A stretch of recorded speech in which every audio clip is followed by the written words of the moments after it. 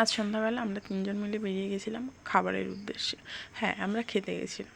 আমরা খেতে খুব ভালোবাসি, আমরা ঘুরতে খুব ভালোবাসি। তো ঘোরাও হবে, খাওয়াও হবে। তো আমরা 3জনে মিলে বেরিয়ে গেছিলাম, আমি, আমার বর এবং আমার মেয়ে।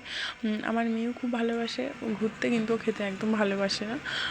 তো আমরা গেছিলাম আজকে অশোকনগরে স্ট্রিট ফুড পাওয়া যায় একটা জায়গাতে, সেখানে আমরা গেছিলাম। সেই জায়গাটার নাম আমার খেয়াল নেই। আর রাস্তায় যেতে যেতে দেখো ললিপপ আর ফিশ চপ খেয়ে নিয়েছিলাম আমরা একটা করে।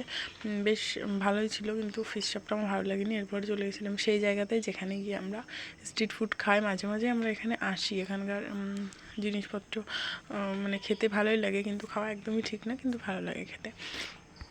আজকে আমরা একটা নতুন দোকানে গেছিলাম। আমরা একদিন আরেকটা দোকান থেকে খাই, আজকে একটা নতুন দোকানে গেছিলাম। এই দোকানটার থেকে আমরা মোমো খেয়েছিলাম, কিন্তু একদমই ভালো লাগেনি। মোমোটার টেস্ট একদমই বাজে ছিল। এই যে এই দোকানটা দেখতে পাচ্ছি, এখানে এসেছিলাম, আর এখানে অনেক রকমের চিকেনের আইটেম ছিল। তো আমরা এখান থেকেই মোমোটা খেয়েছিলাম। দেখো, মোমোটা দেখতে কিন্তু বেশ দারুণ লাগছে, কিন্তু খেতে একদমই ভালো লাগেনি।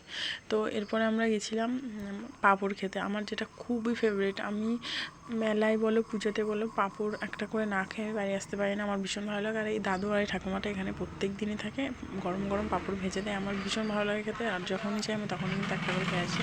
তো আজকে ভিডিওটা এইটুকুই, আর দেখা হবে নেক্সট আর একটা ভিডিও নিয়ে তোমাদের সাথে। Tata, bye bye.